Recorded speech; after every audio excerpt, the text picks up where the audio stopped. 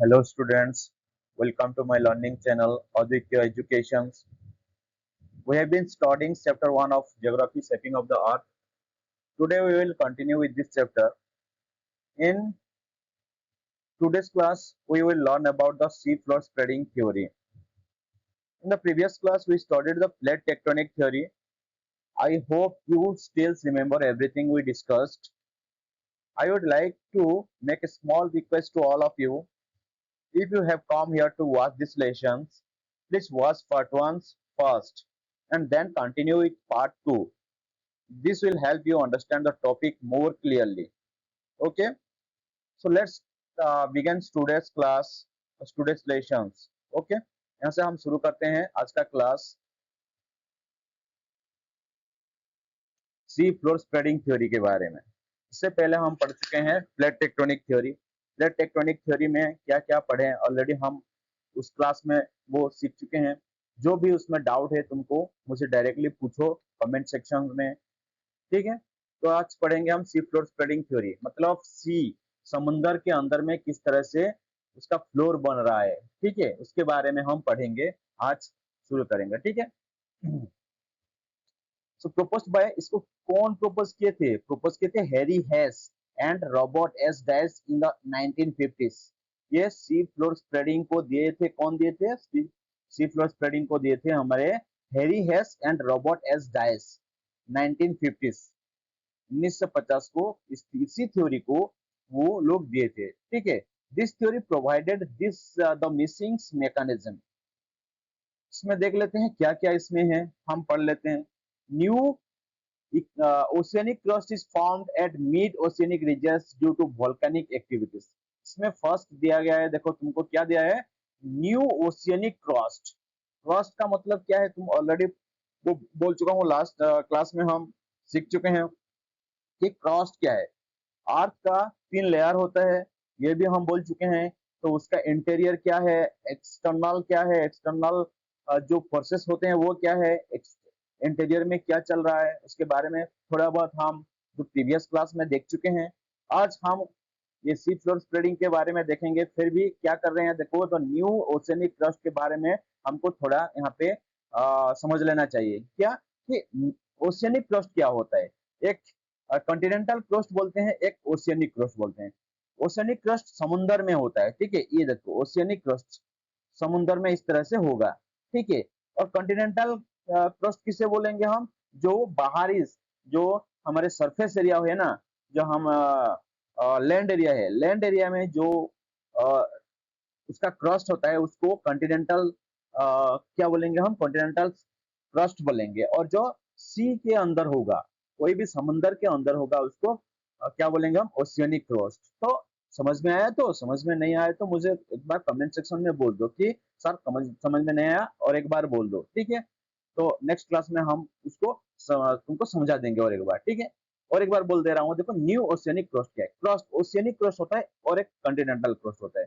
Oceanic crust समुद्र के अंदर में होता है और उसे हम ओशियन में ओशियन ही होगा, ठीक है। और जो कॉन्टिनेंटल क्रस्ट बोलते हैं उसको वो लैंड एरिया में होगा, ठीक है। इन दोनों के बीच में ये डिफरेंस है। तो आगे देख लेते हैं क्या, ड्यू टू वोल्केनिक। तो ये नहीं, ओशियनिक क्रस्ट बनता कैसे है, कहाँ पे बनता है oceanic crust? Mid oceanic ridges. इसको मिड ओशियनिक रीजेस जो समुद्र के सबसे मिडिल में बनता है, ठीक है, वो ही क्या बोलते हैं उसको, मिड ओशियनिक ओशियन रीज बोलते हैं, ठीक है। ओशियन के मतलब जो समुंदर है, समुंदर के बीच में ही वो क्या होगा, मैग्मा ऊपर उठेगा, ठीक है, ऊपर उठेगा। और मैग्मा ऊपर उठता है तो क्या होता है, ये सबको पता है। मैग्मा नीचे होता है, ये सेमी फ्लूइड के जो सेमी फ्लूइड कहते हैं ना स्टेनोस्फीयर में, वो ही उसी की अवस्था में होता है। और वो अगर ऊपर उठेगा तो वो वोल्केनिक एरुप्शन का नाम बोलोगे, ठीक है। उसको हम क्या बोलेंगे, वोल्केनिक एरुप्शंस बोलेंगे, ठीक है। तो यहाँ पे वोल्केनिक एरुप्शन होगा और जाके कहाँ पे, ये तो लैंड एरिया नहीं है ना, समुंदर में ही, समुंदर में ही यहाँ पे क्या होगा, सी फ्लोर बन जाएगा, ठीक है। सी के बीच में ही एक फ्लोर बनेगा, उसको हम क्या बोलेंगे, सी फ्लोर स्प्रेडिंग थ्योरी, जिसको कि हैरी हेस ने दिया था, ठीक है। ये कहाँ पे बनता है, ओशियन में बनता है, याद रखना तुम लोग, ठीक है। तो ये बनता कैसे, due to the volcanic activities, volcanic eruption से ये बनता है, ठीक है। इसके बाद as magma rises and solidifies it pushes the older crust. देखो मैग्मा जब कहाँ पे होता है, मैग्मा में मैंने तीन लेयर बार बार बोल रहा हूँ कि अर्थ में तीन लेयर होता है। पहले होता है क्रस्ट, उसके बाद मेंटल, मेंटल के ऊपरी हिस्से में क्या होता है स्टेनोस्फीयर। स्टेनोस्फीयर के बारे में भी हम ऑलरेडी बोल चुके हैं, पढ़ चुके हैं। जो स्टेनोस्फीयर में क्या है, मैग्मा, ठीक है, मैग्मा है, वो क्या करता है ज्यादा टेम्परेचर होने के कारण ऊपर उठेगा। ऊपर उठने के बाद क्या होगा, वो वल्कानिक एरप्शन क्रिएट करेगा। वल्कानिक एरप्शन मतलब जो उसमें क्या होता है, नीचे का जो सेमी लिक्विड का जो है ना, वो क्या करेगा ऊपर चला आएगा, उसको ही हम क्या बोलेंगे वोल्केनिक एरप्शन। समझ में आ रहा है। तो मैग्मा क्या करता है, ऊपर उठता है और सॉलिडिफाइज होता है। सॉलिडिफाइज कैसे होगा, वो कूल होगा तभी तो सॉलिडिफाई होगा ना। सॉलिडिफाई मतलब सॉलिड होगा, कठिन होगा, ठीक है। वो नीचे लिक्विड के अवस्था में है, ऊपर आएगा तो सॉलिड होगा, तो उसको सॉलिडिफाई बोलेंगे। It pushes the older older crust. तो क्या होगा, यहाँ पे जो ओल्डर पुराना वाला क्रस्ट होगा उसको वो क्या करेगा ऊपर ढकलेगा, ठीक है। नीचे है, नीचे है तो ऊपर ढकलेगा तो ऊपर आएगा, ऊपर कौन क्या आएगा, ऊपर में जो नया वाला ओशनिक क्रस्ट वो ऊपर आएगा। नीचे वाला जो ओल्डर क्रस्ट होगा उसको हटा के वो ऊपर आएगा, ठीक है, away from the ridges causing the sea floor spread. तो इसी की वजह से क्या होगा, सी फ्लोर स्प्रेडिंग हो जाएगा, ठीक है। सी के अंदर में ही एक फ्लोर बनेगा। समझ में आ रहा है। इसके बाद 3 नंबर में देखो क्या है, this explain how continents could move over time. ये एक्सप्लेन कर रहा है कि कॉन्टिनेंट्स किस तरह से क्या कर रहा है, आगे आगे चल रहा है इस तरह से, ठीक है।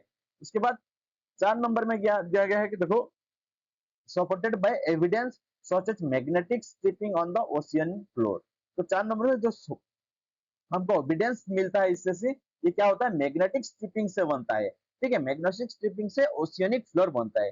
जैसे कि मैग्मा नीचे से ऊपर आएगा और वही क्या बनाएगा ओशियनिक क्रस्ट बनाएगा ऊपर में, जिसको भी क्या बोलते हैं, हाँ मिड ओशियन रीज बोला जाता है। इसको ही क्या बोला जाता है, मिड ओशियनिक और ओशियन रीज बोला जाता है, ठीक है। उसके बाद ये देखो मैग्नेटिक स्ट्रिपिंग क्या होता है। मैग्नेटिक स्ट्रिपिंग इस तरह से काम करता है, alternating bands of normal and reverse magnetic polarity record the sea floor spreading on both side of the ridge। तो इस तरह से मैग्नेटिक रेज काम करता है, स्ट्रिपिंग काम करता है। समझ में आ गया, ओके। आगे बढ़ते हैं, कन्वेक्शन करंट्स, इसको भी हम पढ़ चुके हैं जो लास्ट क्लास में कि कन्वेक्शन करंट्स क्या है, मेंटल में वो किस तरह से काम करता है, ठीक है। क्रस्ट के बाद मेंटल आता है और वही मेंटल में क्या करता है, ये मेंटल काम किस तरह से करता है इसके बारे में भी हम ऑलरेडी पढ़ चुके हैं। समझ में आया गया। तो देखो फिर से देख लेते हैं, heat from the arc core creates convection currents. तो ये कन्वेक्शन करेंट्स क्या है, इसके बारे में थोड़ा बहुत और जान लेते हैं कि वो कन्वेक्शन करंट होता क्या है। Heat from the arc course creates, जो आर्क के कोर्स में होता है ना, नीचे सबसे सेंटर में जो होगा उसे क्या बोलेंगे हम, कोर बोलेंगे, ठीक है। समझ में आ रहा है। तो ये देखो टेक्टोनिक प्लेट्स यहाँ से ही होता है, ये टेक्टोनिक प्लेट यहाँ पे होगा, मेंटल यहाँ पे आ रहा है, यही मेंटल पे क्या होगा, यहाँ पे स्टेनोस्फीयर होता है। उसके बाद कोर, ये बाहर का आउटर कोर और इनर कोर, ठीक है। एक कोर को भी दो भाग में डिवाइड कर दिया गया है, एक आउटर कोर है, एक है इनर कोर है। तो क्या होता है देखो, heat from earth core creates convection currents. Earth core में जो हीट होता है ना, सबसे ज्यादा हीट यहाँ पे ही होता है। समझ में याद रखो, तुम याद रखना, तुमको सबसे ज्यादा हीट कहाँ पे होता है, कोर में ही होता है। तो जो कोर में क्या करता है, जो हीट होता है ना, वो क्रिएट करता है कन्वेक्शन करेंट्स को, ठीक है। कहाँ पे है कन्वेक्शन करंट, वो मेंटल में, जो है मेंटल में कन्वेक्शन करंट होता है, उसको वो क्रिएट्स करता है। Which drive the moments of tectonic plates, जो कि टेक्टोनिक प्लेट्स का कारण भी बनता है। समझ में आ रहा है ना। देखो इसका प्रोसेस किस तरह से होता है, हीट फ्रॉम कोर, यहाँ पे कोर है, सबसे सेंटर में होता है कोर, और वही कोर से क्या करता है, ये हीट जनरेट होके ऊपर उठेगा ये, ठीक है। हाई प्रेशर से वो क्या करेगा, लो प्रेशर की ओर जाएगा। यहाँ पे ज्यादा टेम्परेचर है, टेम्परेचर क्या करता है, हाई टेम्परेचर से लो टेम्परेचर को जाएगा। तो यहाँ पे जो एक टेम्परेचर यहाँ पे ऊपर जा रहा है, तो क्या करेगा, यहाँ पे ऊपर में है तो इससे फिर ये इस तरह से घूमेगा, ठीक है। ये प्रोसेस चलता ही रहेगा, ठीक है। तो इसे क्या बोलेंगे, ये इधर से भी इस तरह होगा, इधर से भी इस तरह से, इधर ऐसे होगा, ठीक है। तो इसको क्या बोलेंगे, कन्वेक्शन करंट बोला जाता है। तो इस तरह से ये काम करता है। समझ में आ रहा है?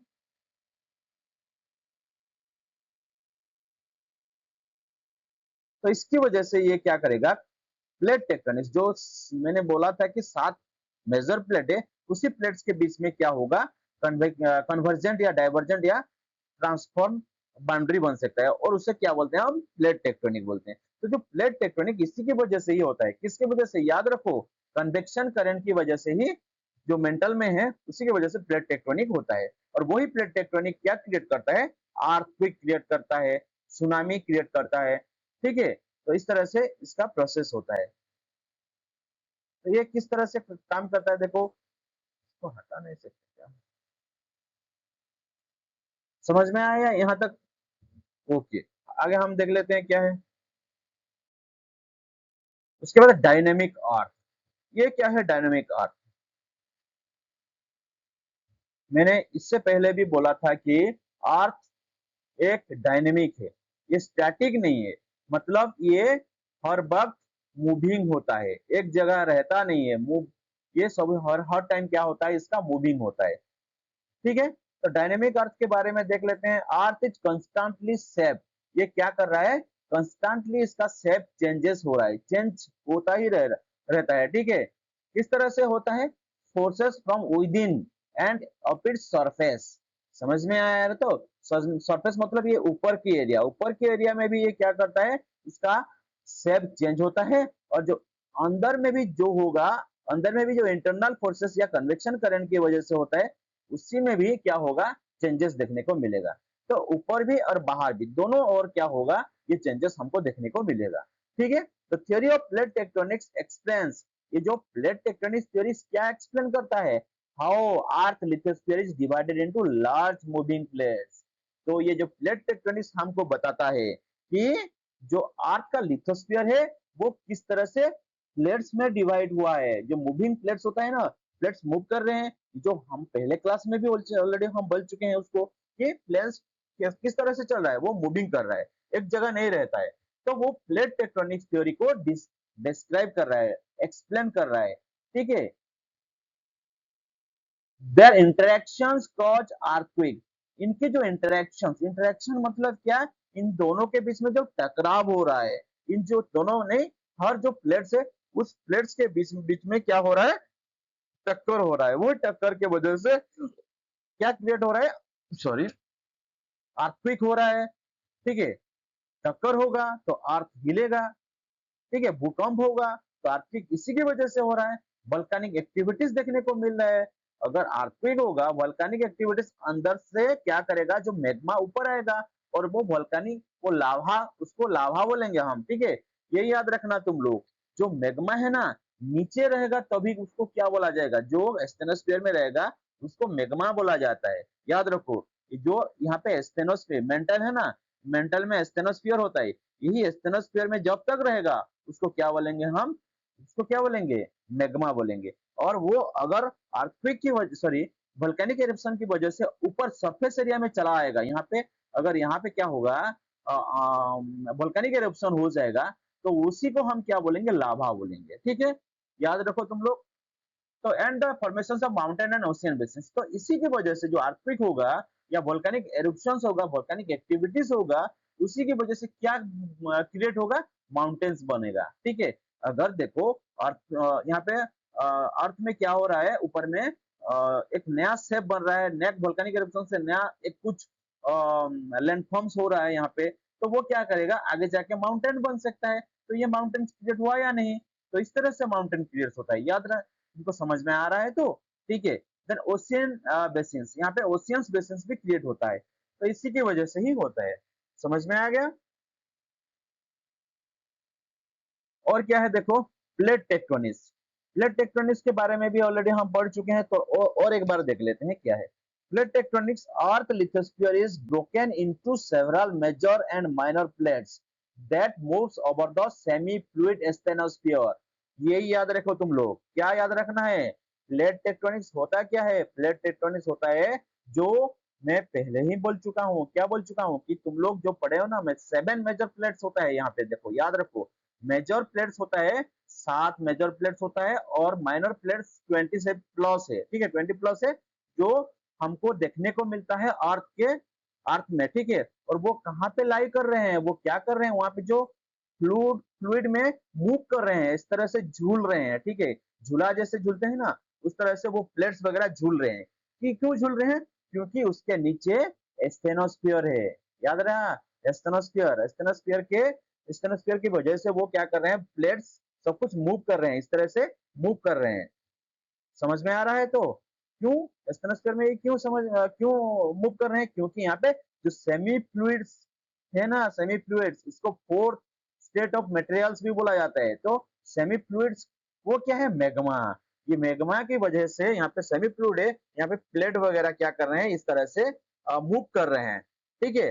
अगर उस टाइम में ज्यादा टेम्परेचर हो जाएगा, कन्वेक्शन करंट की वजह से ऊपर उठेगा, तभी क्या होगा, प्लेट टेक्टोनिक, ये तो इस तरह से मूव कर रहे हैं। समझ में आ रहा है? तो प्लेट इस तरह से मूव कर रहे हैं, किसके ऊपर में, स्टेनोस्फीयर के ऊपर में। और स्टेनोस्फीयर में क्या है, वहां पे मैग्मा है, मैग्मा की वजह से वो मूव कर रहे हैं। तो जब मूव कर रहे हैं ना, वो ही अगर कोई हलचल होगा नीचे, ये ज्यादा हीट हो जाएगा। और हीट कहाँ से होता है, तुम लोग अभी पढ़े हो, याद रखो, कोर में ही हीट होता है। वो कोर से हीट ऊपर आएगा, और ऊपर आएगा, जो यहाँ पे ये तैर रहे हैं इस तरह से, अगर इसमें टकराव हो जाएगा, तैर रहे हैं ना इस तरह से, ये हीट क्या करेगा, ऊपर में आके टकराव हो जाएगा, इसमें टक्कर हो जाएगा। तो ये प्लेट, इसीलिए प्लेट का क्या होता है, मूवमेंट ज्यादा बढ़ जाता है। अगर ज्यादा बढ़ जाएगा तो क्या होगा, वहां पे अर्थक्वेक हमको देखने को मिलेगा। तो प्लेट टेक्टोनिक्स की वजह से अर्थक्वेक होता है, और क्या होता है, अर्थक्वेक होता है, और वोल्केनिक इरप्शन हमको देखने को मिलता है। समझ में आ रहा है?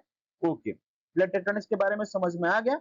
देख लेते हैं उसके बाद, इसका जो प्लेट टेक्टोनिक्स होता है वह किस तरह से होता है, उसका इंटरेक्शन किस तरह से होता है, ठीक है। इंटरेक्शन मतलब टकराव किस तरह से होता है, ये ऑलरेडी हम पढ़ चुके हैं। इस तरह से आगे देख लेंगे। इसको भी थोड़ा समझ लो, इंटीरियर ऑफ द अर्थ, अर्थ के इंटीरियर में क्या क्या है, ये हम बोल चुके हैं, फिर भी एक बार बोल देते हैं। क्रॉस्ट, सबसे ऊपर का हिस्सा होता है क्रॉस्ट, जो कि थीन, पतला, सबसे पतला है। जिन तीन जो mantle, crust mantle, mantle and core से ये सबसे पतला है। और वो rocky outer layers where we live, हम जहाँ पे रहते हैं, ये ऊपर एरिया, ऊपर में हम रहते हैं ना, उसमें, तो ये इसको क्रस्ट बोला जाता है। और वो लेयर सबसे पतला लेयर है, ठीक है, और रॉकी है, पत्थर वाला है। उसके बाद मेंटल, मेंटल में क्या है, एक थिक, एक मोटा वाला लेयर है, ठीक है, और वो सॉलिड रॉक से बना है। और वहां पे क्या देखने को मिलता है, कन्वेक्शन करंट्स, ठीक है। मेंटल में क्या है, स्टेनोस्फीयर है, याद रखो तुम लोग, वही स्टेनोस्फीयर। स्टेनोस्फीयर में क्या होगा, कन्वेक्शन करंट होगा। समझ में आ रहा है? तो अगर कन्वेक्शन करंट होगा तभी तो क्या होगा, ऊपर में उठकर वो अर्थक्वेक क्रिएट करेगा। देखो यहाँ पे सिंबल दिया गया है, इसी की वजह से क्या होता है, वोल्केनिक इरप्शन होता है, इसी की वजह से। सिंबल देख लो, क्रॉस्ड है, ये सरफेस एरिया में है, जो माउंटेन दिखा रहा है। समझ में आ रहा है? आउटर कोर क्या है, आउटर कोर एक लिक्विड लेयर है, किसका, आयरन का एंड निकेल का। इसके बारे में भी ऑलरेडी हम बोल चुके हैं, निकेल एन, और क्या होता है, इसको क्या बोलते हैं, निफे, NiF एंड E, इसको निफे बोला जाता है। क्यों, यहाँ पे निकेल एंड फेरस ऑक्साइड ज्यादा में देखने को मिलता है। फेरो मतलब ये आयरन, निकेल और आयरन यहाँ पे ज्यादा देखने को मिलता है आउटर कोर में, ठीक है। जो कि क्या जनरेट करता है, मैग्नेटिक फील्ड जनरेट करता है, ठीक है। आयरन और निकेल की वजह से ये यहाँ पे क्या होगा, मैग्नेटिक फील्ड जनरेट होगा। और इनर कोर मतलब सबसे अंदर का जो कोर है, वो क्या क्रिएट करता है, सॉलिड आयरन और निकेल से बना है। समझ में, या समझो ठीक से, ठीक है, ये समझना जरूरी है। क्योंकि देखो क्रस्ट, और एक बार बोल दे रहा हूं तुम लोगों को, क्रस्ट क्या है, क्रस्ट एक पतला लेयर है, और वो कहाँ पे है, सरफेस एरिया में, जो जो हम यहाँ पे रहते हैं, ये ऊपर एरिया में, ठीक है, अर्थ के ऊपर एरिया, सबसे ऊपर में, वो एक थीन, पतला लेयर है, और वहां पे हम रहते हैं, ठीक है। माउंटेन का सिंबल दिया गया है, देखो। उसके बाद मेंटल, उसके नीचे, क्रस्ट के नीचे और एक लेयर आएगा, उसको मेंटल बोलेंगे हम। और वही मेंटल क्या है, एक थिक लेयर है, सबसे मोटा वाला लेयर होता है। और यहाँ पे सॉलिड लेयर देखने को मिलता है, जहां पे कि मेंटल में क्या होता है, स्टेनोस्फीयर रहता है। यह देखो, ये स्टेनोस्फीयर है, स्टेनोस्फीयर मेंटल में देखने को मिलता है। और वही स्टेनोस्फीयर क्या करता है, यहाँ पे कन्वेक्शन करंट क्रिएट करता है वहां पे, ठीक है। इसी की वजह से यहाँ पे अर्थक्वेक ज्यादा, अर्थक्वेक भी होता है, और वोल्केनिक इरप्शंस ज्यादा देखने को मिलता है हमको, ठीक है। समझ में आ गया। उसके बाद देखो आउटर कोर, आउटर कोर क्या होता है, लिक्विड लेयर होता है।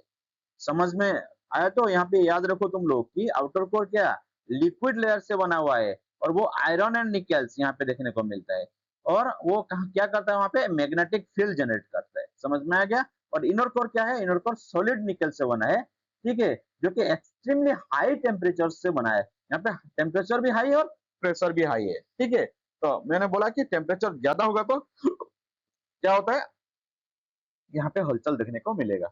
समझ में आ गया। ये तो हम पढ़ चुके हैं डाइवर्जेंट क्या है, कन्वर्जेंट क्या है, ट्रांसफॉर्म क्या है। ये प्लेट प्लेट टेक्टोनिक्स का कुछ उनका उस इस प्लेट टेक्टोनिक्स की वजह से ये सब होता है, ठीक है। देख लेते हैं फिर भी क्या है। डाइवर्जेंट क्या है, डाइवर्जेंट क्या होता है, प्लेट मूव अपार्ट, मतलब ये यहाँ पे जितने भी 7 मेजर प्लेट होते हैं उसी प्लेट में से ये क्या करते हैं, एक दूसरे से दूर जाते हैं। दूर जाते हैं तो क्या होगा, यहाँ पे एक प्लेट, ये एक प्लेट, ये 2 नंबर प्लेट, अगर यहाँ पे साइड में होगा 3 नंबर प्लेट, तो यहाँ पे ये क्या होगा, इधर जाएगा, और यहाँ पे ये इधर चला जाएगा, और बीच में क्या हो जाएगा, एक गड्ढा बन जाएगा। समझ में आ रहा है। तो इसको क्या बोलेंगे हम, डाइवर्जेंट बोला जाता है, ठीक है। और उसी डाइवर्जेंट को यहाँ पे क्या करेगा, ब्लॉक माउंटेन क्रिएट होगा, ठीक है। Magma rises creating new crust and forming features and mid oceanic ridges, rift valley, यहाँ पे रिफ्ट वैली भी बनता है। बोला था ना मैंने, रिफ्ट वैली जैसे कि नर्मदा रिवर्स, तापी रिवर्स, इस तरह के रिफ्ट वैली बनता है डाइवर्जेंट में।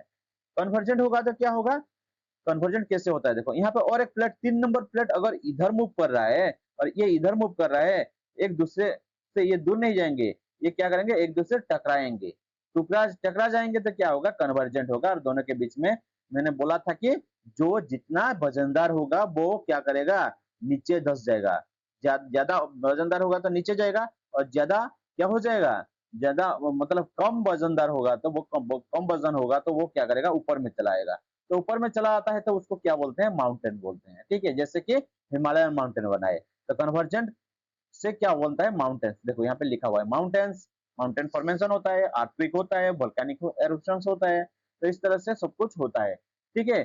फॉर एग्जांपल यहाँ पे क्या देंगे हम, हिमालयन माउंटेन्स देंगे, फोल्ड माउंटेन, ठीक है। यहाँ पे ब्लॉक माउंटेन बन रहा है और यहाँ पे फोल्ड माउंटेन बनेगा, ठीक है। Fold mountain, young fold mountain जो क्या होता है हमारा, हिमालयन माउंटेन्स इसका एग्जाम्पल होता है। ट्रांसफॉर्म्स में क्या होता है, प्लेट साइड पास ईच अदर, पास, देखो ये टकराएंगे नहीं, इससे सिर्फ पास करेंगे, ठीक है, इस तरह से पास करेंगे। और ये सबसे ज्यादा खतरनाक होता है, ठीक है। सबसे ज्यादा खतरनाक अर्थक्वेक यहाँ से ही आता है। समझ में आ गया। ओके, यहाँ से आगे हम जाते हैं।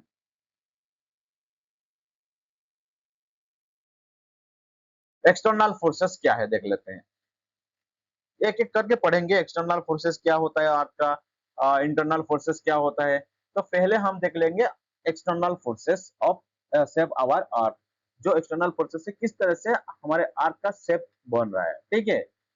पहले यहाँ पे दिया है, देखो वेदरिंग, वेदरिंग का मतलब क्या होता है, कोई बड़ा सा चीज क्या होगा, इरोजन हो के छोटा में छोटे छोटे जो कंकड़ में चेंज हो जाएगा, उसको क्या बोलेंगे, वेदरिंग। मतलब बड़ा सा एक चीज एक छोटे छोटे चीजों में परिवर्तन हो जाएगी, उसको क्या बोलेंगे हम, weathering. Breakdown rocks into smaller particles through physically, chemically and biologically. ये एक तरह से नहीं होता है, वो फिजिकली भी हो सकता है। फिजिकली मतलब कोई रिवर्स उसको डायरेक्टली क्या करेगा, वेदर करेगा, केमिकली और बायोलॉजिकली प्रोसेस से। ये तीन ही प्रोसेस से क्या होता है, ये तीनों प्रोसेस से वो वेदरिंग होता है। ये एक फीचर है एक्सटर्नल फोर्सेस का, ठीक है, समझ, ये याद रखो तुम लोग। और एक होता है इरोजन, इरोजन के बारे में भी हम पढ़ेंगे। यहाँ पे आया है, इरोजन दिया गया है, देखो। On the earth surface external forces continuously reshape the landscape. तो यहाँ पे क्या बोल रहा है, जो अर्थ सरफेस वो एक्सटर्नल फोर्सेस की वजह से कंटिन्यूअसली रीशेप कर रहा है। देखो ये कैसे हो रहा है रीशेप, देखो कोई भी तुम्हारा जो रिवर्स होता है या कोई वेव्स एंड ओशियन करेंट्स होता है, वो क्या होता है इसके बारे में भी हम पढ़ेंगे। तो पहले ये जो लाइन दिया गया है उसके बारे में थोड़ा देख लेते हैं। जो अर्थ सरफेस है किसकी वजह से, एक्सटर्नल फोर्सेस की वजह से कंटिन्यूअसली वो चेंज हो रहा है, रीशेप हो रहा है, एक शेप में नहीं रहता है। अगर आज कोई माउंटेन है तो वो कल क्या हो जाएगा, माउंटेन से कोई अलग से उसका शेप बन जाएगा, लेंस, ठीक है। तो उस तरह से वो चेंज होता ही रहता है, ठीक है। तो देख लेते हैं उसके बाद erosion and agents of gradations, ये क्या है देख लेते हैं। इरोजन किस तरह से होता है, ठीक है। समझ में आ रहा है? तो यहाँ तक सबको समझ में आ गया। तो जिसको समझ में नहीं आया सो मुझे प्लीज वो कमेंट करो कमेंट बॉक्स में।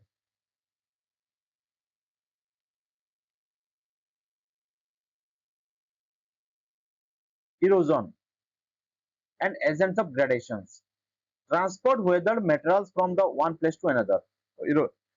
इरोजन कैसे होता है, ट्रांसपोर्ट जो होता है ना, ट्रांसपोर्ट किस तरह से होगा, किसका ट्रांसपोर्ट होगा, मटेरियल्स का।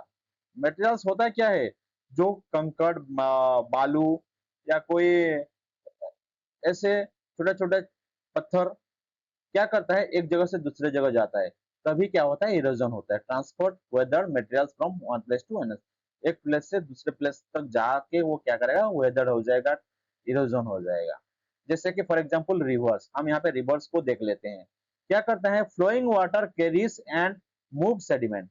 रिवर्स क्या करता है यहाँ पे, रिवर्स जहां पे भी रिवर्स निकलता है, पहले क्या करता है वहां पे वो जो फ्लोइंग होता है वाटर रिवर्स का, वो क्या लेके आता है, उसमें सेडिमेंट आता है। देखो सेडिमेंट क्या होता है, सेडिमेंट मतलब जो छोटा छोटा बहुत पतला सा दिखता है, बालू है दिखता है ना तुमको वहां पे रिवर्स में, उसको क्या करता है, वो कैरी करके, कैरी फॉरवर्ड करके ले आएगा। कहां से, जहां से ये निकलता है वहां से इरोजन कर करके, इरोजन कर करके क्या करेगा, ले आएगा। तो उसी की वजह से फ्लड भी ज्यादा होता है, ठीक है, तुम याद रखो ये। उसके बाद वेव एंड ओशियन करंट्स, ये भी एक वजह है इरोजन का, ठीक है। तो वो कैसे दिखते हैं, मूविंग वाटर से moving water shapes coastlines and sea floors. देखो जो वाटर्स का मूविंग कर रहा है ना, तो वो क्या बनाता है, कोस्टलाइन बनाता है। अगर समुन्द्र में कोई बड़ा सा वेव्स आया, ठीक है, ओशियन करंट्स, तो हमको ये पानी को ओशियन करंट्स बोला जाता है। और सो पानी में जो ओशियन करंट्स में क्या होता है, ज्यादा बड़ा बड़ा वेव्स आएगा, देखो ये आ रहा है ना बड़ा बड़ा वेव्स, वो क्या करेगा, किनारे पे जाके लगेगा और वहां पे एक नया वाला कोस्ट लाइन क्रिएट होगा। देखो इस तरह से साइड साइड में एक नया वाला कोस्ट लाइन क्रिएट होता है। ये किस तरह से होगा, ये इरोजन किस तरह से हुआ है, देखो यहाँ का मिट्टी ले गया है ना, इरोजन करके ले गया है, या वहां से भी ले आया है यहाँ तक, तो इस तरह से होता है। वेव्स एंड ओशियन करंट्स की वजह से इरोजन होता है, विंड्स की वजह से भी होता है। विंड की वजह से किस तरह से होता है, देखो जो तुम डेजर्ट वगैरह में चले जाओ तो वहां पे क्या होता है, यहाँ पे डेजर्ट का दिया गया है, देखो इस तरह की शेप बनाता है। क्या करता है यहाँ पे जो नीचे का वो बालू को ले जाएगा, कोई अलग से जगह में वो क्या बनाएगा, एक नया वाला शेप बनाएगा। तो ये यहाँ से बालू लेके अलग से जगह में वो बनाएगा, वहां का ले आएगा यहाँ पे बनाएगा। तो विंड की वजह से होता है। ब्लोस एंड ट्रांसपोर्ट सेडिमेंट्स, देखो वही बोल रहा है कि ये यहाँ पे जो विंड्स होगा वो क्या करेगा, यहाँ का बालू लेके एक अलग से जगह में क्या करेगा, वहां पे बनाएगा। और यहाँ पे खाली हो जाएगा तो यहाँ पे क्या होगा, इस तरह से देखो ये देखो एक कुछ पत्थर है, पत्थर में से यहाँ पे जो बालू था उसको यहाँ से क्या किया, ले गया। विंड क्या करेगा, विंड ज्यादा ब्लो करेगा तो क्या होगा, उसी के साथ जो उसका मिट्टी या बालू होगा उसको भी ले जाएगा। तो वहां पे ले जाएगा तो यहाँ पे इस तरह की रिमेनिंग कुछ रह जाएगी। तो इस तरह से क्या होगा, हमारा विंड की वजह से सेडिमेंट वहां से अलग से जगह चला जाएगा, उसी की वजह से इरोजन होगा। इसको ही हम क्या बोलेंगे, इरोजन बोलेंगे, ठीक है। समझ में आ रहा है? ओके, समझ में आ गया। विंड भी एक कारण है इरोजन का। पहले था रिवर, रिवर की वजह से इरोजन हुआ। वेव्स एंड ओशियनिक करंट्स की वजह से भी हुआ। विंड की वजह से इरोजन हुआ, किस तरह से हुआ वो भी हम देख चुके हैं ऑलरेडी।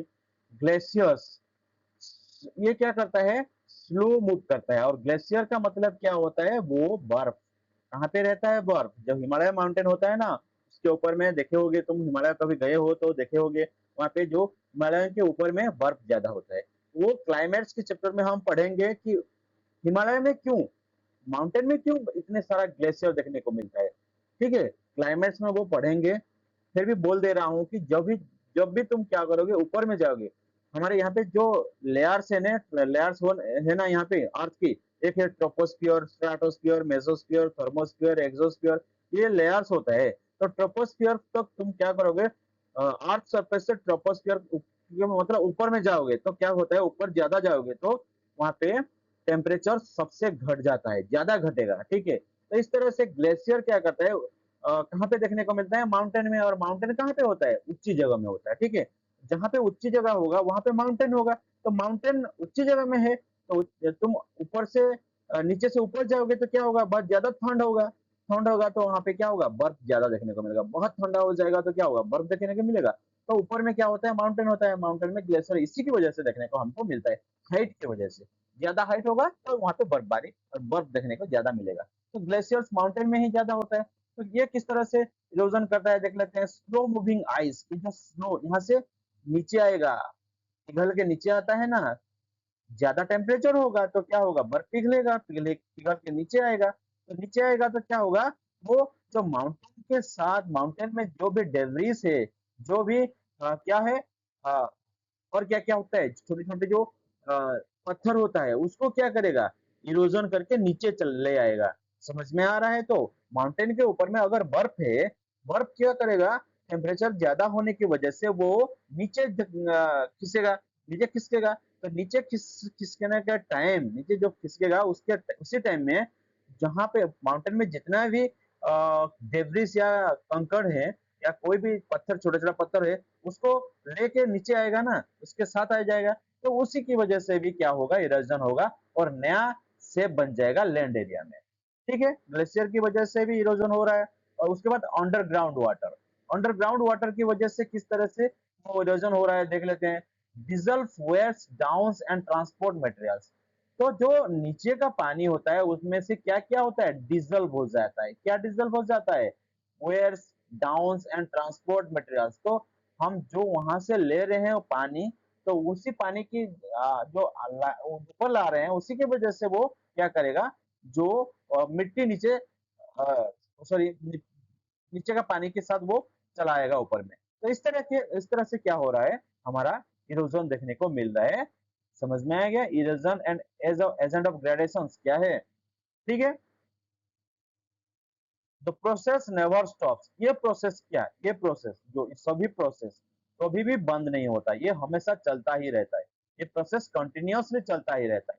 तो इसीलिए तो क्या बोला जाता है, अर्थ इज डायनेमिक। इसीलिए अर्थ को डायनेमिक बोला जाता है, स्टैटिक नहीं है। वो एक ही जगह स्थिर नहीं रहता, एक ही काम नहीं करता, हमेशा करता ही रहता है। इसीलिए तो अर्थ का शेप या साइज बदलता ही रहता है।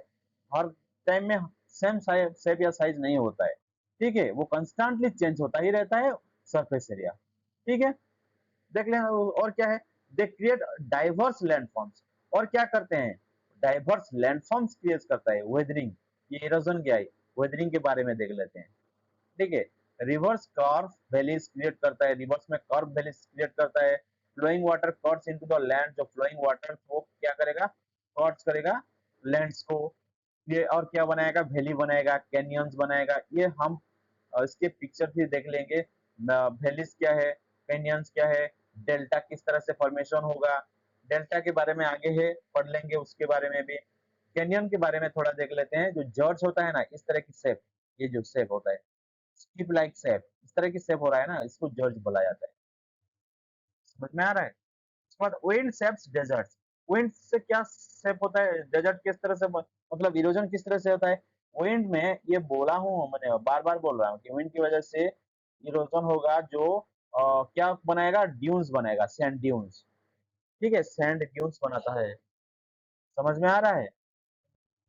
तो इस तरह से सैंड ड्यून्स बनता है। सैंड ड्यून्स सैंड में ही बनेगा इस तरह से। ये सैंड ड्यून्स देखो, यहाँ का जो सैंड है वो क्या करेगा, विंड यहाँ से ले जाएगा और अलग से में कोई जगह में रख लेगा उसको। तो इस तरह से एक शेप बन जाएगा, ठीक है। इसको हम क्या बोलेंगे, सैंड ड्यून्स बोलेंगे। तो इस तरह से लैंडस्केप बनेगा, ठीक है। ये कहाँ पे बनता है सैंड ड्यून्स, सैंड ड्यून्स ज्यादातर बनता है हमारा डेजर्ट में। समझ में आ गया, okay. So the intricate relationship between natural forces and landforms that create makes earth dynamic। तो ये सब क्या बना है, ये जो रिलेशन है नेचुरल फोर्सेस, ये सब जो फोर्सेस आ रहा है, इसी की वजह से अर्थ क्या बनता है, डायनेमिक बनता है, ठीक है, और यूनिक भी बनता है। समझ में आ रहा है? ये स्टैटिक नहीं है, डायनेमिक। किसकी वजह से? इस तरह से जो wind, reverse, waves and ocean currents, underground water, glacier, इसी की वजह से और वेदरिंग की वजह से हमेशा ये क्या हो रहा है, इसका शेप बदल ही रहा है। तो इसमें हमको क्या समझ में आ रहा है, अर्थ के जो एक्सटर्नल फोर्सेस है, इसकी वजह से अर्थ की जो शेप है हमेशा बदलता ही रहता है। ठीक है, तो यही हमारा पढ़ने का मकसद है, शेपिंग ऑफ द अर्थ का। ठीक है, अर्थ का शेप किस तरह से बन रहा है, इसका रीजन क्या क्या है। रीजन है इस ये सब है, एक्सटर्नल फोर्सेस अर्थ का। इसके बाद इंटरनल फोर्सेस के बारे में भी हम पढ़ेंगे, पहले इसको देख लेते हैं। ठीक है, इसके बाद देखो क्वेश्चन आंसर। इसी क्वेश्चन आंसर यहाँ पे शायद आंसर नहीं दिया गया है, तुम लोग ये आंसर मुझे कमेंट बॉक्स के में दे दो। ठीक है, ये आंसर क्या होगा इसके बारे में मुझे कमेंट बॉक्स में दो। ठीक है, तो theory of plate tectonics was proposed by, ये प्लेट टेक्टोनिक थ्योरी किसने दिया था, ये हम पढ़ चुके हैं। इसको थोड़ा सा हम्बली मैं तुमको रिक्वेस्ट कर रहा हूँ, जो भी देख रहे हो ना, ये कमेंट करो, ये क्वेश्चन का आंसर मुझे दो, तभी मुझे पता चलेगा कि तुम लोग देख रहे हो, मेरा ये वीडियो बनाना सब कुछ सक्सेस हो रहा है। नहीं तो मुझे डिमोटिवेशन हो जाएगा और मैं बनाने के लिए और नहीं करूंगा। ठीक है, आपकी एक कमेंट मुझे आगे ले जाएगा और आपको अच्छी तरह से मैं नया वाला कंटेंट दे सकता हूँ, और जो और अच्छी तरह से भी हम बना सकते हैं आगे भी। ठीक है, तो ये क्वेश्चन का आंसर मुझे जरूर देना। ठीक है, देखो क्वेश्चन पढ़ दे रहा हूँ तो जरा, theory of the plate tectonics, तो प्लेट टेक्टोनिक थ्योरी किसने दिया था।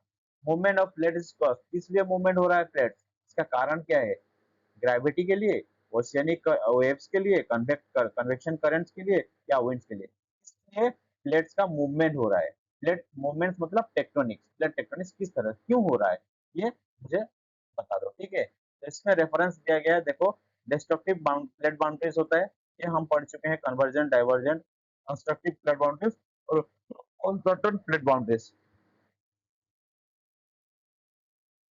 इसको क्या बोलेंगे, एक प्लेट मतलब कन्वर्जेंट, ये है डाइवर्जेंट। ठीक है, ये डाइवर्जेंट होता है, एक कन्वर्जेंट होता है। ठीक है, यहाँ पे कंस्ट्रक्टिव होता है, कंस्ट्रक्टिव मतलब बन रहा है यहाँ पे। ठीक है, और डिस्ट्रक्टिव मतलब इन दोनों के बीच में टकराव जो होगा, इसी के वजह इसको डिस्ट्रक्टिव प्लेट बाउंड्री भी बोलते हैं, क्योंकि यहाँ पे जो आर्क का सरफेस डिस्ट्रॉय हो रहा है। ठीक है, यहाँ पे कंस्ट्रक्शन देखने को मिल रहा है, और अनसर्टन, इसमें सर्टनिटी कुछ नहीं है क्या हो सकता है। ठीक है, समझ में आ गया।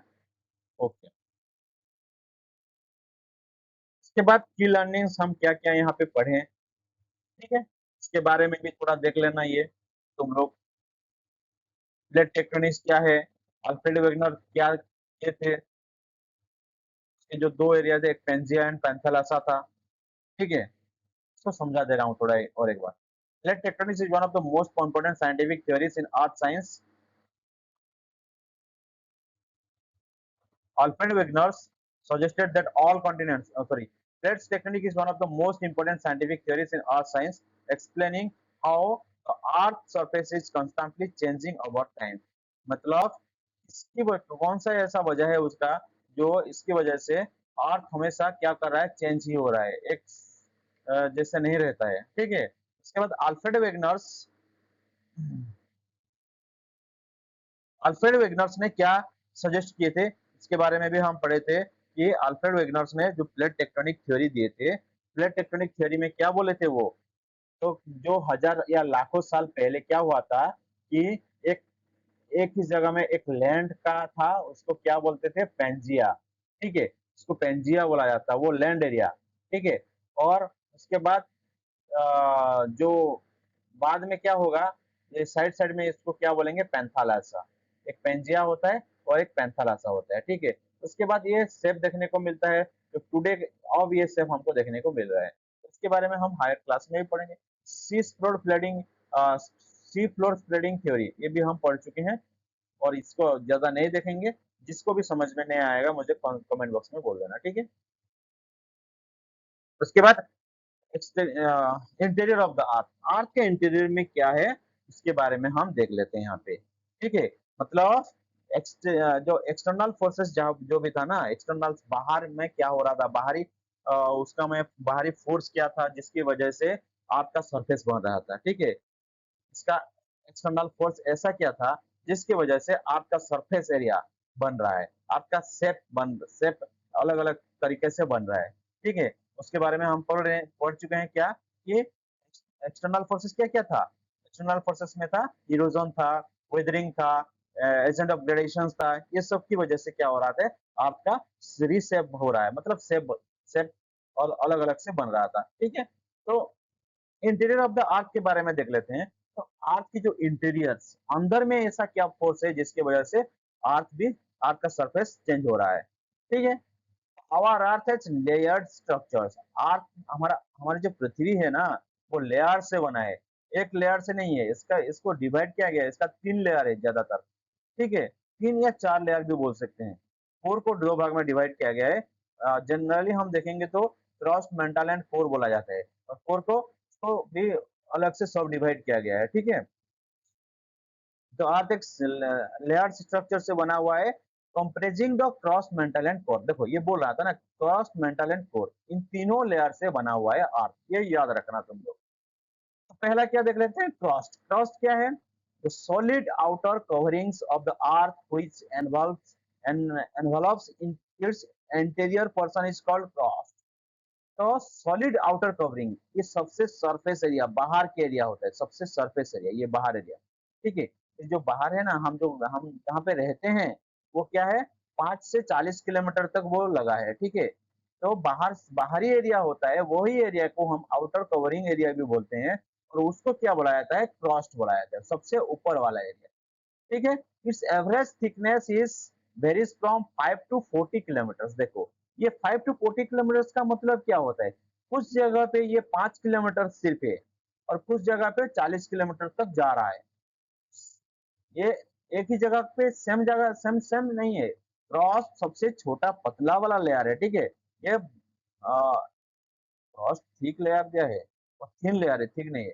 तो जो क्रॉस का लेयर है, कोई जगह पे 5 किलोमीटर होगा, तो कुछ जगह में वो क्या करेगा, फिर 40 किलोमीटर तक क्या है, उसका थिकनेस देखने को मिलता है।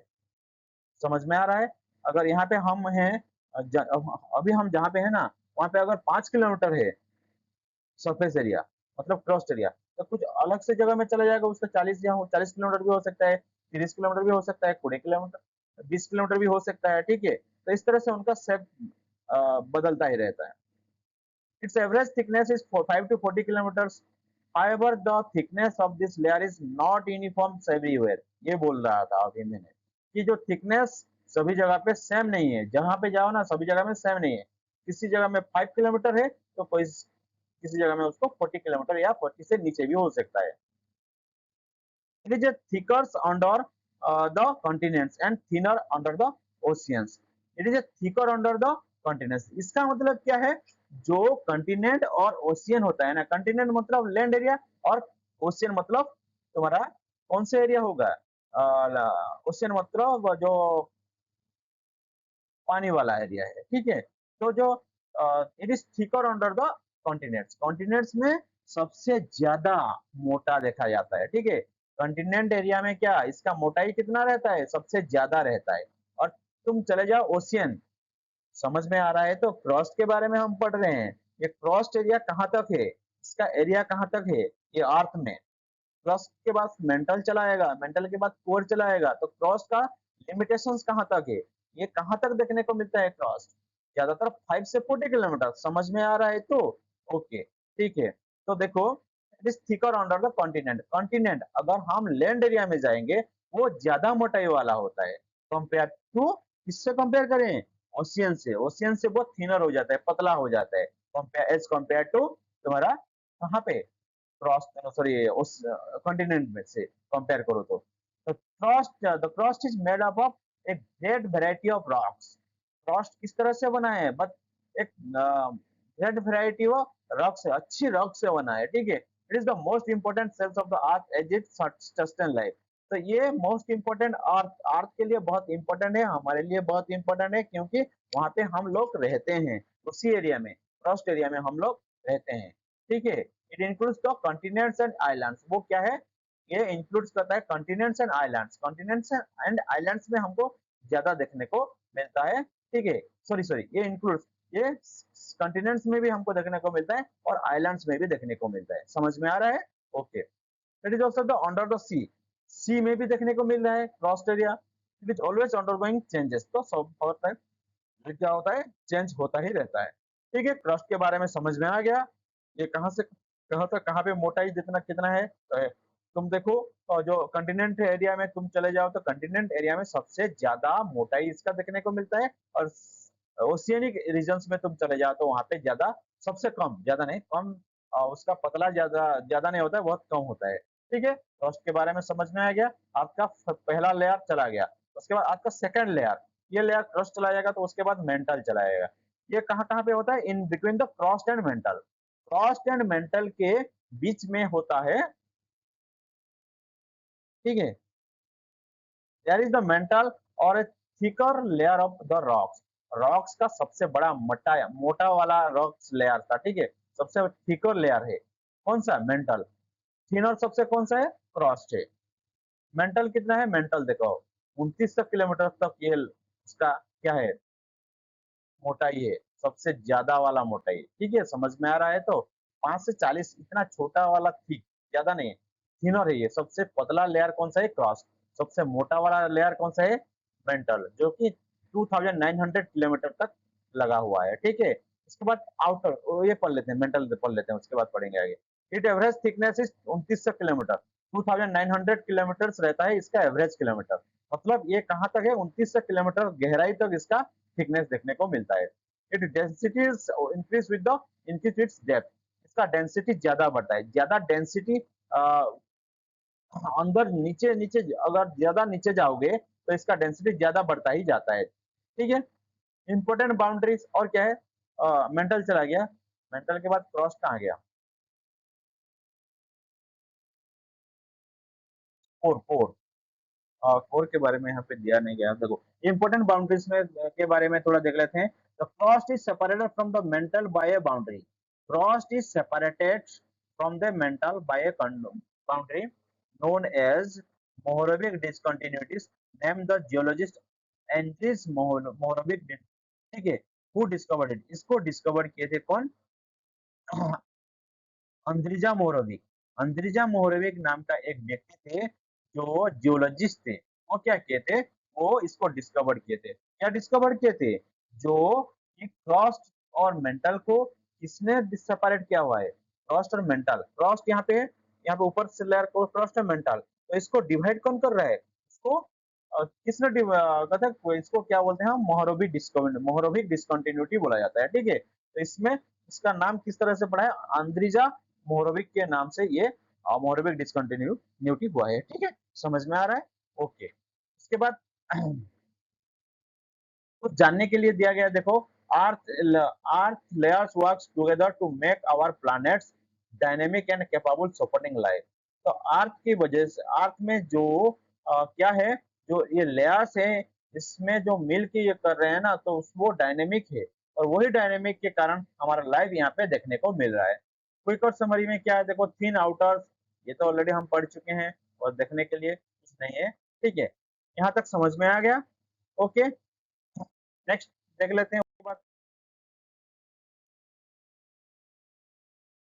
इस तरह से भी दिया गया है, देखो ये आर्क का इस तरह से, अंदर में कोर है, सबसे निचली लेयर में 5 से 40 किलोमीटर तक क्रॉस्ट आ रहा है। अपर मेंटल जो कि तुम्हारा क्रॉस्ट के नीचे है, अपर मेंटल जस्ट क्रॉस्ट के नीचे अपर मेंटल आएगा, लोअर मेंटल अपर मेंटल के नीचे आएगा। ठीक है, और अपर मेंटल में ही क्या देखने को मिलता है, एस्टेनोस्फीयर हमको देखने को मिलेगा। ठीक है,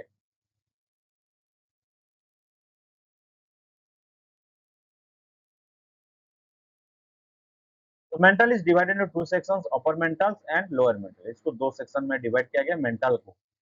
the innermost shell is called core, नीचे का सबसे सबसे नीचे, जो नीचे तो नहीं बोलेंगे, सेंटर वाला, सबसे सेंटर वाला जो है उसको क्या बोलेंगे, कोर बोला जाता है। Core is about 3500 kilometre thick, ये मेंटल से भी सबसे बड़ा थिक वाला लेयर है। ठीक है, मोटा वाला लेयर है।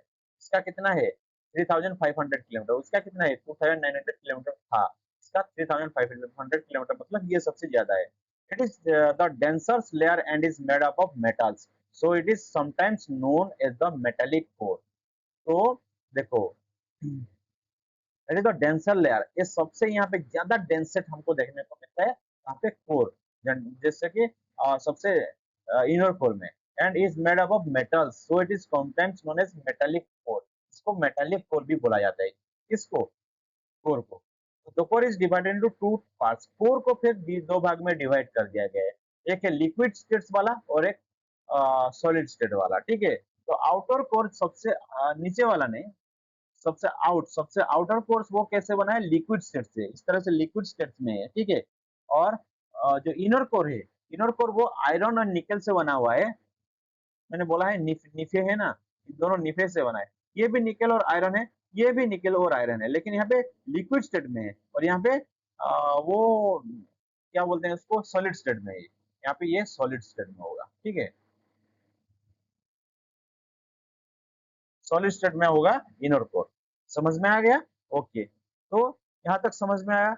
जिसको समझ में आ गया तो हमें इसके बाद नेक्स्ट क्लास में जाएंगे। नेक्स्ट क्लास में देखेंगे कि क्या है हमारा जो, और नेक्स्ट क्लास में क्या है थोड़ा देख लेंगे, थोड़ा छोटा करना पड़ेगा। Okay, thank you.